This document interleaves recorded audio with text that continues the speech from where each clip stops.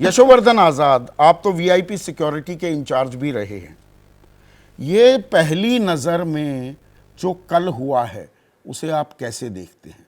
ये हम नई संसद की बात कर रहे हैं जहां पर यह सेंधमारी हुई। जी हाँ, ये प्रथम दृष्टया तो ये एक बहुत गंभीर चूक है, दो कारणों से है। एक, चूंकि ये एक ऐसा दिन था जब सबसे ज़्यादा आपको सुरक्षा व्यवस्था चाकबंद बिल्कुल रखनी चाहिए थी, चौकसी बढ़ानी चाहिए थी, क्योंकि आज ही के दिन वो घटना हुई थी जिसमें हमारे 9 सुरक्षाकर्मी शहीद हुए थे। और उसमें एक और बात जोड़ दूं यशोवर्धन साहब, जब ये 5 दिसंबर को वो खालिस्तानी आतंकवादी पन्नू ने धमकी भी दी थी कि 13 तारीख को मैं हमला करूंगा।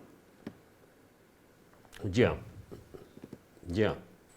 तो ऐसा है कि देखिए, चूंकि यहाँ पे त्रिस्तरीय सुरक्षा है, बाह्य सुरक्षा जो बिल्कुल ही सारे शस्त्रों से लैस है, और जब ये आप कानून के तरफ से अगर कोई इस तरह का थ्रेट आता है तो हम उसकी तैयारी बाकायदा किसी बम वादी किसी एक ऐसे ग्रुप की अपेक्षा करते हैं जो कि शस्त्रों से लैस होकर आएंगे।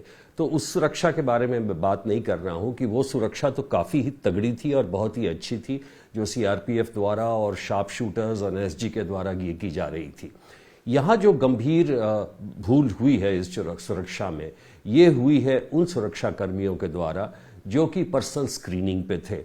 और एक बड़ी छोटी सी बात है कि प्लास्टिक्स जो है या रबर जो है हमारे मेटल डिटेक्टर्स में नहीं आता है, लेकिन किसी को यह ध्यान में नहीं आया कि आज के दिन जबकि चौकसी बढ़ानी है, एयरपोर्ट पे भी हम जूते की स्क्रीनिंग कभी कभी हाइटेंड सिक्योरिटी इसमें करते हैं, लेकिन वहां किसी को यह ख्याल नहीं आया कि हम ये देखें।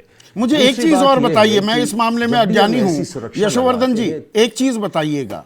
आपने की बॉम्ब बूम को टैकल करने में पूरी चाक चौबंद है सुरक्षा। प्लास्टिक एक्सप्लोसिव्स, भाई जूते में अगर आप प्लास्टिक ले जाते हो या छोटा चक्कू भी ले जाओ, जिस और इशारा कर रहे थे अभी हनुमान बेनीवाल, पर पहले प्लास्टिक एक्सप्लोसिव भी ले जा सकता है फिर तो कोई, मतलब ले जा सकता था, अब क्या होता है वो तो हमें मालूम नहीं, कल तक ले जा सकता था क्या?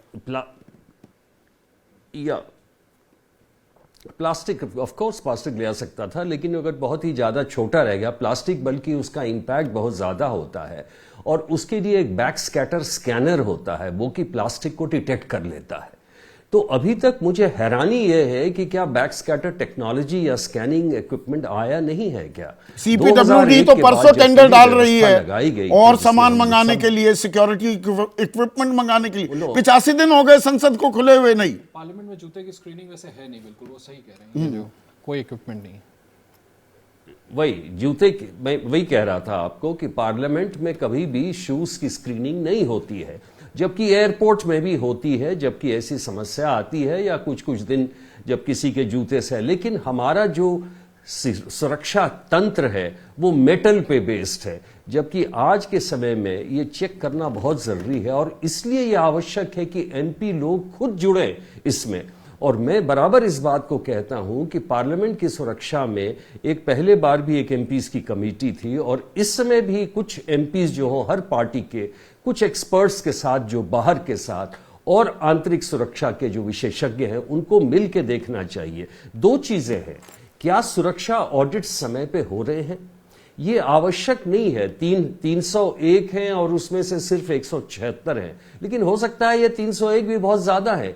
जिस तरह के सुरक्षा कर्मी चाहिए प्लेन क्लोथ्स में, वो किसी ने भी हमारा साथ नहीं दिया। पहली बात, जैसा कि आपने कहा कि दर्शक दीर्घा में कोई भी ऐसा व्यक्ति था जिन्होंने उनको रोका नहीं। तीसरी बात, जो नीचे मार्शल्स होते हैं, क्या उनका काम सिर्फ एमपीओ को उठा के ले जाना है स्पीकर के ऑर्डर पे?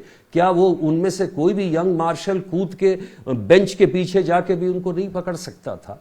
तो ये ऐसी चीजें हैं जो मोमेंटस रिएक्शन कहते हैं हम उसको, वो किसी ने नहीं किया।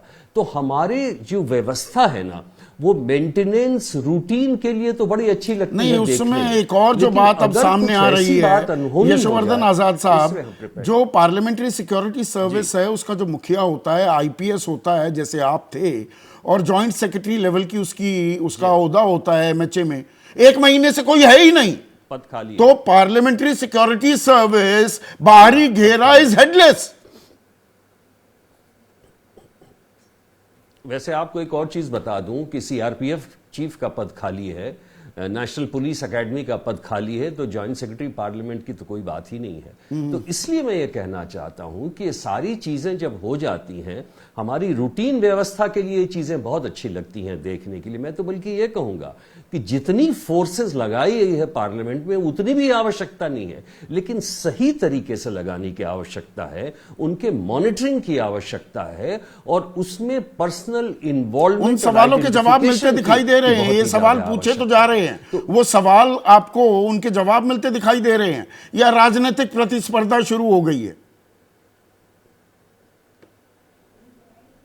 मुझे तो यही लगता है कि इस पे कोई भी चर्चा अभी तक नहीं हुई है, बल्कि एमपीज को भी साथ में जुड़ के सबसे पहले इस बात को देखना चाहिए। लोग कह रहे हैं हेड शुड रोल, भाई हेड्स रोल होने चाहिए, उसके लिए आपको 4-5 चीजें देखनी चाहिए। क्या इसमें जो आपके पर्सनल हैं वाकई वो सुरक्षा ड्यूटी के लायक हैं, या सभी 55 और 60 उम्र के हैं? नंबर 2, क्या वो जो इक्विपमेंट है, नई टेक्नोलॉजी हमने कहते हैं पार्लियामेंट हाउस में लाई है या नहीं लाई है? सिक्योरिटी के जितने लोग अपने पोजीशन में हैं या नहीं हैं? क्या वॉचर्स की व्यवस्था, क्या बैक स्कैटर टेक्नोलॉजी, क्या ये सब चीजें आई हैं कि नहीं? अगर ये नहीं आई हैं तो आप बिल्कुल जिम्मा इस पे ठोके और होम मिनिस्ट्री या जो भी इनके इंचार्ज है उसके खिलाफ अवश्य कार्रवाई करें। ठीक है।